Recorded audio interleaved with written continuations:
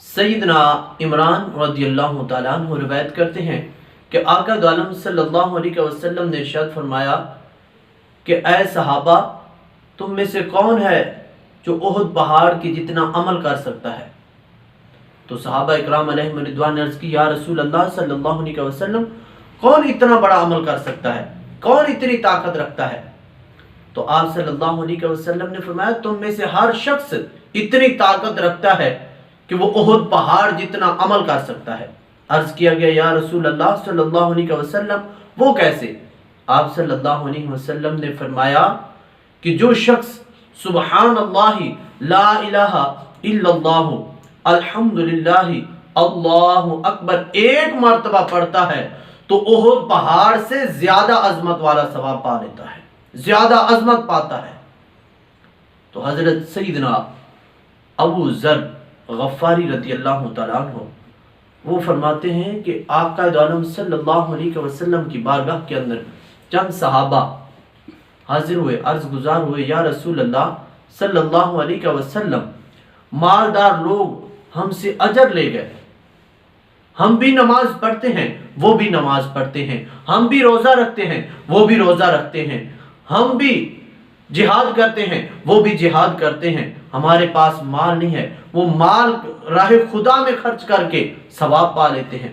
آپ صلی اللہ علیہ وسلم نے ارشاد فرمایا کہ تم سبحان اللہ کہو گے تو یہ بھی صدقہ ہے، الحمدللہ کہنا صدقہ ہے، اللہ اکبر کہنا یہ بھی صدقہ ہے، کسی کو بھلائی کا حکم دینا یہ بھی صدقہ ہے، کسی کو برائی سے منع کرنا یہ بھی صدقہ ہے، اور اپنی شہوت کو حلال طریقے سے ختم کرنا یہ بھی صدقہ ہے۔ عرض کیا گیا، یا رسول اللہ صلی اللہ علیہ وسلم، اپنی شہوت کے ختم کرنے سے بھی ثواب ملتا ہے؟ آپ صلی اللہ علیہ وسلم نے فرمایا، ہاں، اگر کوئی شخص حرام طریقے سے شہوت کو ختم کرتا ہے تو اس کو گناہ ملتا ہے، اگر وہ صحیح طریقے سے حلال طریقے سے اپنی شہوت کو ختم کرتا ہے تو اس کو اس پر اجر بھی ملتا ہے۔ تو میرے بھائی، اگر ہم چاہتے ہیں کہ ہم عمل کریں، نیک اعمال ہوں، ہمارا اللہ رب العزت کی بارگاہ کے اندر مقام ہو، تو پھر تقوی اختیار کریں اور اللہ رب العزت کی بارگاہ کے اندر زیادہ سے زیادہ ذکر و اذکار کیا کریں۔ بنی اسرائیل کا واقعہ ہے کہ ایک عابد اس دور میں رہتا تھا اور اسی کے دور میں ایک گناہگار بھی رہتا تھا۔ جب عابد کا وصال ہوا تو اللہ رب العزت نے موسیٰ علیہ السلام کی طرف وحی فرمایا، اے موسیٰ، یہ شخص جہنمی ہے۔ ادھر گناہگار کی موت ہوئی تو اللہ رب العزت نے وہی فرمائی کہ اے موسیٰ، یہ شخص جنتی ہے۔ تو موسیٰ علیہ السلام اس عبادت گزار کی بیوی کے پاس گئے، فرمانے لگے کہ وہ ایسا کون سا عمل کرتا تھا جس کی وجہ سے اللہ رب العزت نے اس کو جہنمی کہا، اس کا کیا معاملہ تھا؟ وہ عرض گزار ہوئی، حضور، وہ اس کا کوئی معاملہ ایسا مخفی نہ تھا، نیک تھا، عبادت گزار تھا۔ آپ نے فرمایا کوئی سوچو، کوئی اس کا خاص عمل، کوئی مخصوص عمل۔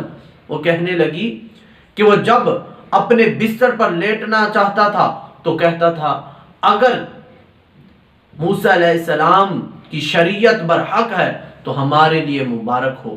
یہ جو اگر کا لفظ تھا وہ استعمال کرتا تھا۔ اور آپ موسیٰ علیہ السلام وہ گناہگار کی بیوی کے پاس گئے۔ جب گناہگار کی بیوی کے پاس گئے تو اس سے پوچھا کہ تیرا شوہر کیا عمل کرتا تھا؟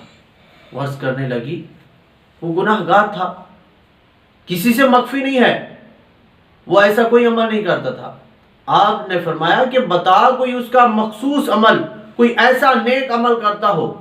تو کہنے لگی جب وہ بستر پر لیٹتا تو کہتا کہ لا الہ الا اللہ، کہ اللہ کے سوا کوئی عبادت کے لائق نہیں، اور موسیٰ علیہ السلام کی شریعت برحق ہے اور شریعت کے صحیح شریعت کے ساتھ مبعوث ہوئے۔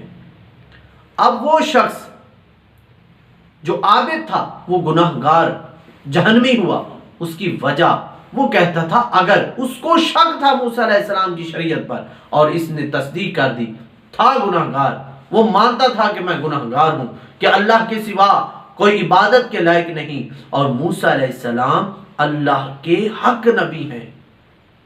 تو اسی طرح آقا دو عالم صلی اللہ علیہ وسلم کے غلام حضرت عبداللہ بن عمر بن عاص رضی اللہ تعالی عنہ وہ روایت کرتے ہیں کہ آپ صلی اللہ علیہ وسلم نے ارشاد فرمایا، قیامت کے دن ایک شخص کو میزان عمل پر لایا جائے گا، پھر اس کے 99 رجسٹر لائے جائیں گے جو سارے کے سارے گناہوں سے پر ہوں گے۔